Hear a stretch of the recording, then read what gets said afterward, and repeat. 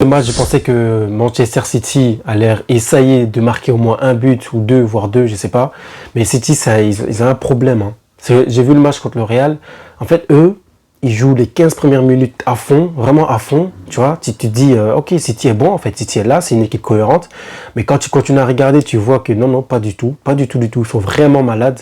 Et j'ai pas l'impression que c'est que, comme j'ai dit dans mes précédentes vidéos, c'est pas du tout c'est pas du tout parce que Rodri n'est pas là ou parce que je sais pas quoi. Non, non, non. En fait, l'équipe est malade, c'est profond. Ça se voit vraiment, c'est profond. Et enfin, on s'attendait pas du tout à ce qu'ils gagnent contre Liverpool. On va pas se mentir. Que tu sois pour City ou pas, on va pas se mentir. City est pas bien en ce moment et Liverpool en profite bien. Franchement, ils ont raison. Voilà, il faut en profiter. Il y a que Chelsea pour perdre contre. Il y a que Chelsea. Regardez, City a gagné, Arsenal a gagné, Liverpool gagne. Il y a que Chelsea pour aller perdre contre City. D'ailleurs, allez voir la vidéo sur Chelsea parce que voilà, on est mal de fou. On est mal, on est vraiment mal. Chelsea est mal, on est malade. Chelsea est malade en ce moment, donc allez voir la vidéo. Dans ce match, les gars, avec un but de Salah et un autre but de Szoboszlai, voilà, 2 buts du côté de Liverpool. City a essayé de bien jouer, a essayé de construire. Ils ont réussi à construire, surtout dans les 15 premières minutes du match. C'était intéressant, avec quelques occasions créées. En fait, ils calment le jeu, ils font quelques circulations de passes sur des lignes arrière, derrière le milieu de terrain de Liverpool. Mais malheureusement, ça va pas. C'est pas une action de but, ça termine pas sur une action de but, ça termine pas sur un tir à chaque fois sur le gardien. Des fois c'est un tir pas cadré. On a Savinho d'un côté et Doku à un moment donné de l'autre côté, les deux qui créent beaucoup d'actions, qui créent beaucoup d'individualité. Je pense que c'est ce qu'il faut en ce moment du côté de City. Il faut que les individualités se montrent en fait. Il faut qu'on voit plus de De Bruyne, plus de Foden, plus de Doku, des Savinho, les dribbleurs. Je pense que c'est mieux parce que là tout de suite là, Pep, il est malade. Pep, il est pas là. Donc, comptez pas sur Pep. Là, tu joues à City. Faut pas compter sur Pep. Prends le ballon et essaie de créer quelque chose. On voit que De Bruyne n'est plus le De Bruyne qu'il était avant. En fait, les anciens de City sont malades, en fait. Tout simplement. Les anciens de City sont malades.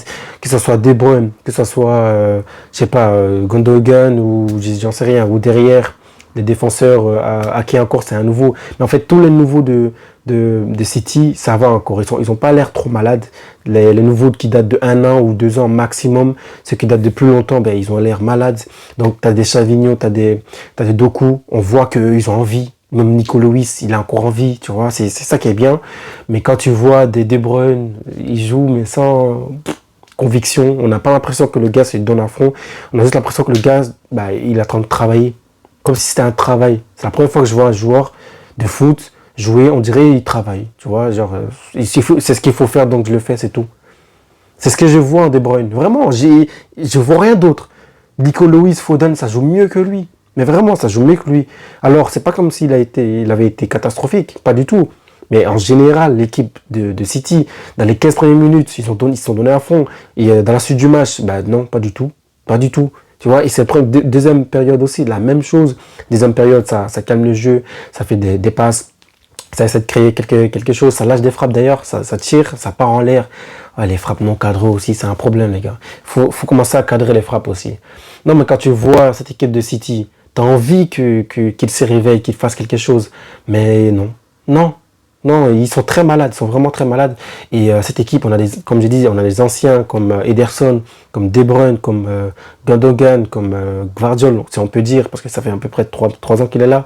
Gvardiol ou voilà, des anciens, eux, on les sent vraiment malades. Donc il faudrait laisser le jeu en main des jeunes. Voilà, des jeunes ou des nouveaux qui sont là. Des Marmouche. Marmouche, c'est vraiment que des appels de balles. Il est très intéressant ce joueur. Tu le mets avec un Savinho ou un Doku devant. Ils ont vraiment essayé de faire quelque chose. Il y a eu des frappes d'ailleurs. Il y a eu des frappes bloquées par la défense de Liverpool. Voilà, de la part de Van Dijk à des moments, de la part de Konaté. Konaté, franchement, la défense de Liverpool, franchement, c'est solide. Mais quelle solidité! Là, il n'y a pas longtemps, je parlais avec un ami pour savoir qui allait gagner entre Liverpool et Paris.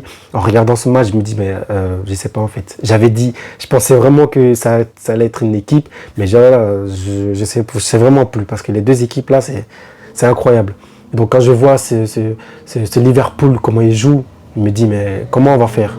Comment comment Paris va faire, comment Chelsea va faire. On ne peut pas battre cette équipe de Liverpool là tout de suite, personne ne peut les battre. Mais vraiment, personne ne peut les battre. Jusqu'à maintenant, ils n'ont pas été battus. C'est la seule équipe qui n'a pas perdu, que ce soit en Ligue des Champions ou en Première Ligue. Ils n'ont pas perdu. Ils ont perdu certes en coupe, oui. Je pense à FA Cup ou à Emirates Cup, mais pour le championnat ou pour les coupes importantes pour eux, ils n'ont pas perdu. Que ce soit en championnat ou en Ligue des Champions, aucune défaite. Donc vraiment cette équipe de Liverpool est très intéressante, c'est dur de les battre et avec un City malade, c'est sûr que City n'allait pas les battre. Mais vraiment j'ai eu l'impression que Liverpool jouait à Liverpool à Anfield, alors que pas du tout. J'écoutais que la voix des supporters de Liverpool chanter, voilà, New One Colon, ils faisaient que chanter ça. Donc je me dis mais on est à Liverpool, on est à City, donc City tente rien.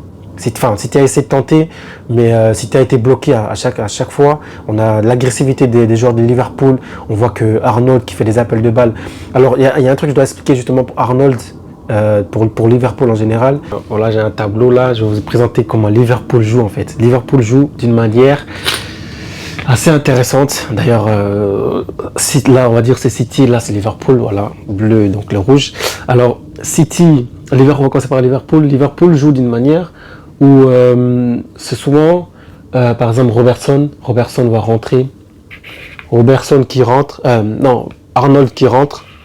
et donc tu as 3 défenseurs à un moment donné, sauf que quand il rentre, il y a le Gravenberch qui recule un peu, et donc ça fait ça, et donc c'est Arnold après qui crée quelque chose ici pour Salah. Je pense que c'est Salah qui est souvent ici, qui crée quelque chose pour Salah ici.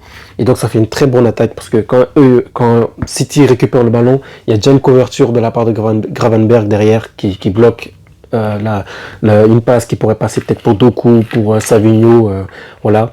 Mais c'est difficile de passer cette équipe de Liverpool parce qu'ils ont beaucoup de schémas de jeu comme ça un peu. Même ici avec Nunez ou comment ça s'appelle, ou Diaz. Diaz des fois peut descendre et on a donc le 10 qui monte. Le 10 qui monte, ou peut-être des fois c'est Jones, des fois c'est Szoboszlai, voilà, Szoboszlai qui monte. Szoboszlai aurait pu marquer au moins 2 buts dans ce match, hein. Vraiment, il aurait pu marquer au moins 2 buts, il a eu beaucoup d'occasions pendant ce match. Du côté de Liverpool aussi, on a un petit quelque chose des fois, du côté de City, on a un petit quelque chose des fois aussi qui se passe, mais City c'est un peu plus compliqué, City c'est un peu plus 3, il n'y a personne qui recule du côté de City, ça reste 3 derrière, voilà, City ça reste 3 derrière comme ça souvent. Même si le milieu monte, ça reste 3 derrière comme ça souvent. Et on a donc un milieu le back monte. Celui-ci rentre dedans, le back monte. Et là aussi, encore une fois, on a un milieu aussi du côté de, par exemple, quand on a Nico Lewis ou Gundogan, ici, il monte aussi. Et des fois, on a ça comme attaque du côté de City. Oui, vraiment. Des fois, Guardiola, il est fou. Il nous fait des trucs comme ça. Et il pense qu'il va pas encaisser. Surtout quand il joue contre des équipes comme Liverpool, où ça bouge beaucoup, où ça court beaucoup. Donc, on a souvent des différents systèmes de jeu tactiques des deux équipes. Et je pense que Liverpool a juste bien profité du système défensif ou du système offensif de la part de City. Avec quand tu vois des Salah qui peuvent partir en profondeur, ou des McAllister, ou des Jones. Voilà, c'est des joueurs de vitesse, des joueurs qui peuvent jouer en une touche très vif. Et donc, quand tu as des Gundogan, milieu défensif, ou des Nico Gonzalez par exemple au milieu, c'est souvent dur de suivre ces joueurs-là parce que oui, c'est les ailiers montent, c'est les 6 ou les 8 de revenir, de rester derrière et de pouvoir bloquer les phases offensives de l'équipe adverse. Tu veux tenir ça là? Bonne chance. C'est ça le problème. On peut pas tenir ça là avec Nico Gonzalez, on va pas se mentir. Il essaie de remplacer Rodri de la bonne manière, mais voilà. Alors, j'ai trouvé que Liverpool a mieux joué que City sur tous les aspects de jeu, que ce soit défensif ou offensif. Ils ont eu des occasions pour marquer, ils ont mis 2 buts sur les 4 occasions franches. Et comme je disais, Szoboszlai aurait pu marquer au moins 2 buts.